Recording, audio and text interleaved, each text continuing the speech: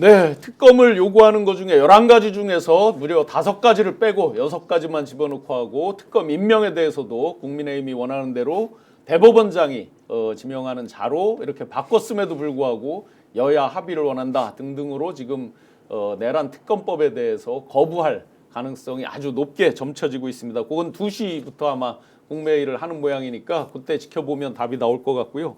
또 한 사람 또 특이하게 그 직후에 부인과 그리고 양모 이제 본인 일종의 비서관처럼 했던 분하고 식사하면서 당신이 다 뒤집어 쓰겠네라고 부인이 얘기할 정도로 했더니 그래라고 했다고 합니다.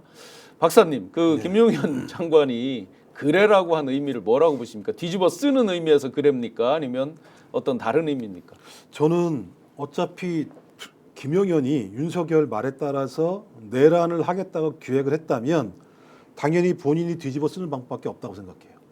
네. 본인이 털어낸다고 본인이 내란에 예를 들면 공동정범이 되지 않는 건 아니거든요. 그럼 살아남을 수 있는 일이 뭐겠습니까?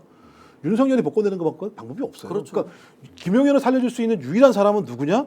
저 윤석열이 정치적으로 복권되거나 아니면 윤석열을 지지하는 집단들이 권력을 잡거나 하지 않으면 본인 같은 경우는 이 부분과 관련해서 다른 방법이 전혀 없는 상황입니다. 그러니까 일단 저는 내란이 시작되는 순간 이 두 사람은 운명 공동체가 된 상황인 거죠. 뭐 그런 상황에서는 다 아시겠지만 장세동 같은 케이스인 거죠. 네. 장세동 같은 케이스. 아니 이 상황에서 예를 들면 윤석열에 대해서 자기가 예를 들면 배신을 한다고 해서 자기의 범죄가 사라지지 않는 거거든요. 그럴 바에는 장세동과 같은 길을 걷는 것이 본인한테 훨씬 더 유리할 수 있다라고 판단하는 것 같은데, 그러니까 지금 바보 같은 바보들의 합창 같은 얘기입니다만 네, 네. 그런 행위를 하는 것 자체가 문제입니다만 저는 그런 범죄 집단에 들어가서 그런 범죄 행위를 했던 우두머리와 최고의 실행자 두 사람 같은 경우는 저는 같은 배를 살 수밖에 없는 운명적 상황에 놓여 있을 수밖에 없다라는 생각이 들고 그런 측면에서 저는 본인이 그렇게 얘기했고 근데 뭐 부인이 물어보는데 거기서 뭐라고 얘기하겠습니까? 그러면 아니 난 윤석열과 싸울 거야 이런 얘기 하지도 못할 거라는 생각이 네, 들고 저는 부인 앞에서라도 어쩔 수 없다.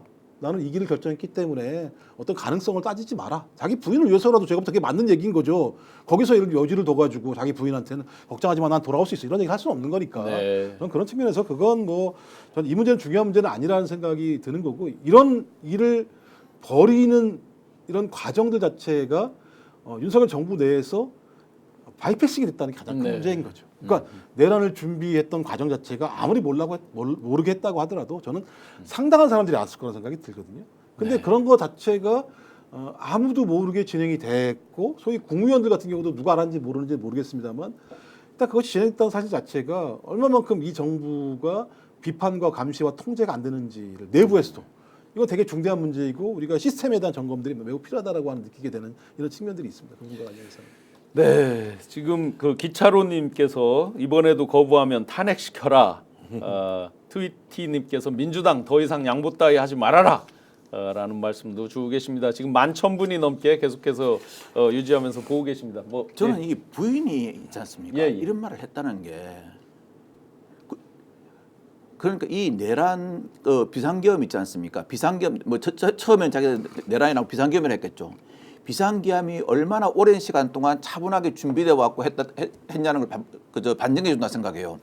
부인이 그러면 김용현 장관 부인이 이걸 다 알았다는 거 아니겠습니까? 네. 자기 남편이 한 번씩 얘기하니까 이걸 알았으니까 당신이 다 뒤집어 쓰겠네라고 이야기했고 아까 뒤집어 쓰는 이유는 맞습니다. 자기는 어차피 살아날 방법이 윤통이 자리에 있으면서 지켜준 것밖에 없습니다. 자기가 노상훈이 하고 그 문사령관 지켜준 것처럼.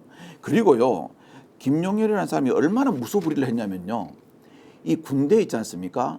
여기는 철저한 계급사회 상명하복 관계입니다. 그런데 예비역 정보사령관이 현직 정보사령관을 지배합니다. 그리고 그 수사단 있지 않습니까? 거기도 예비역들이 많더라고요. 그래서 예비역들 제가 쭉 한번 기사 찾아보니까 공통점이 하나 있어요. 다 보면 여자 문제로 해가지고 다 옷 벗은 사람들이에요. 성추행 뭐 이런 것들. 그래서 제가 예. 보니까 참 누구 맞다나 끼리끼리 모여 있구나 하는 생각이 들더라고요. 네.